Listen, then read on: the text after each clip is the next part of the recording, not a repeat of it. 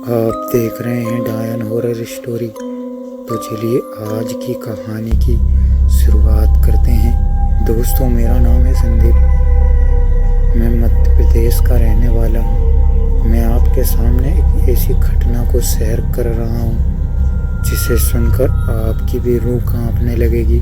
तो चलिए कहानी को स्टार्ट करते हैं। दोस्तों, एक बार की बात है, मैं एक गांव में रहता हूँ। एक दिन की बात है, शनिवार का दिन था। उस दिन देव नारायण मंदिर पर रात को भजन कीर्तन हुआ करते थे। मुझे भी बड़ा शौक था। मैं भी अपने दोस्तों के साथ भजन कीर्तन में जाया करता था। हर शनिवार देव नारायण मंदिर पर भजन हुआ करते थे। देव नारायण मंदिर मेरे घर से आधा किलोमीटर दूर था। उस दिन भजन में 5-6 लोग ही आए हुए थे। बारिश का मौसम था। मेरे एरिया से बस मैं ही अकेला भजन में जाता था और सभी लोग अलग अलग एरिया के थे। मैं जिस रास्ते से देव नारायण मंदिर पर आता था वह काफ़ी सुनसान था। उसी रास्ते में एक कब्रिस्तान भी पड़ता था।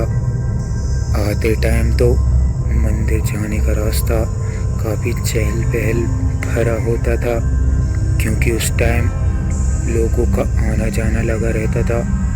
लेकिन रात के 11-12 बजते ही वह रास्ता काफ़ी सुनसान हो जाया करता था।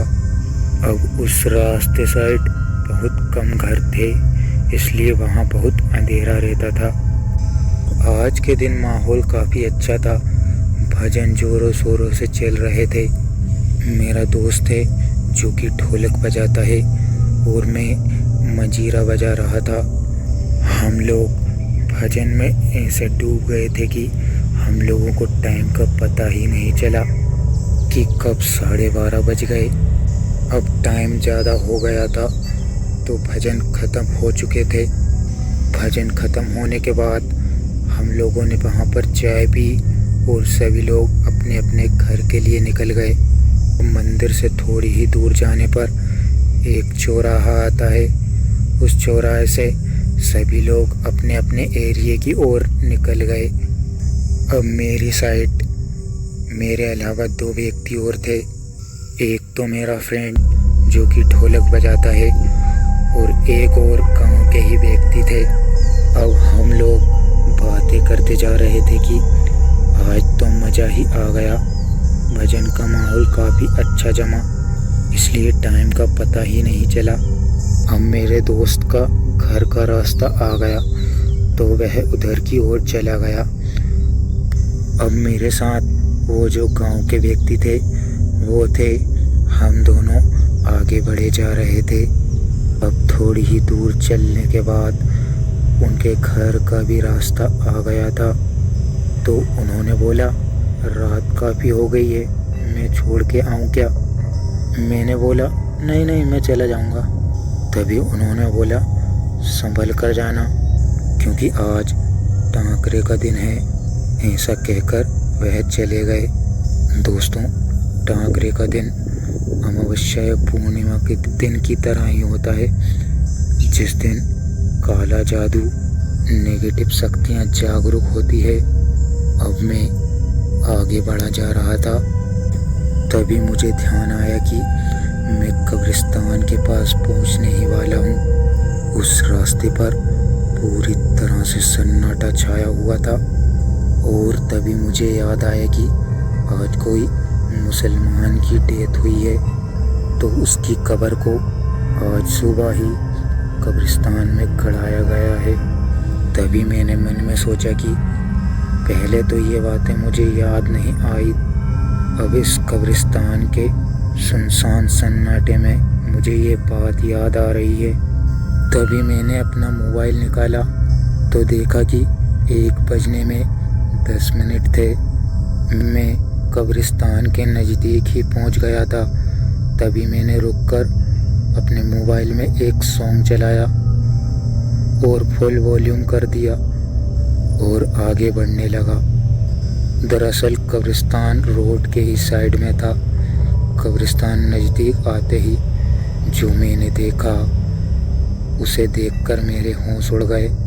मैंने देखा कि कब्रिस्तान में आज जिस मुर्दे को गड़ाया था उसी कब्र पर एक व्यक्ति सफ़ेद कुर्ता पजामा पहनकर बैठा हुआ है।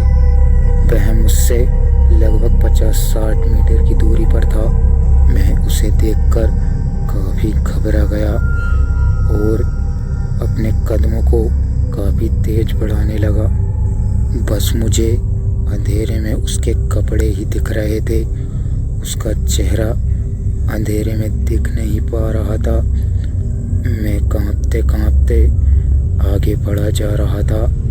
अब मैं वहाँ से आगे निकल चुका था। अब वह मुझे थोड़ा थोड़ा ही दिख रहा था। मैंने देखा कि अब वह सफ़ेद कपड़े वाला आदमी उस कब्र से उठकर मेरी ओर ही आ रहा है। मैं अपनी स्पीड को और भी तेज कर देता हूँ, पर वह मुझे दिखाई दे रहा था और मेरे पीछे पीछे आ रहा था, लेकिन वह मुझसे बहुत दूर था। अब मैं काफ़ी आगे निकल चुका था। अब वह आदमी भी नहीं दिखाई दे रहा था। तब मुझे सांस में सांस आई, लेकिन मेरा दिल अभी तक धड़क रहा था। अब मैं घर के पास ही पहुंच गया था। घर के पास पहुंचकर मैंने चैन की सांस ली और घर में अंदर चला गया। लेकिन मेरी नींद नहीं लग रही थी क्योंकि यह हादसा ही बहुत डरावना था। तो दोस्तों, अमावस्या या पूर्णिमा के दिन कहीं भी देर रात तक घर से बाहर रुकना या कहीं से आना बहुत ही खतरनाक है। अगर आपको कहानी अच्छी लगी हो तो वीडियो को लाइक करना और चैनल को सब्सक्राइब कर देना। मिलते हैं ऐसी ही खौफनाक कहानी में।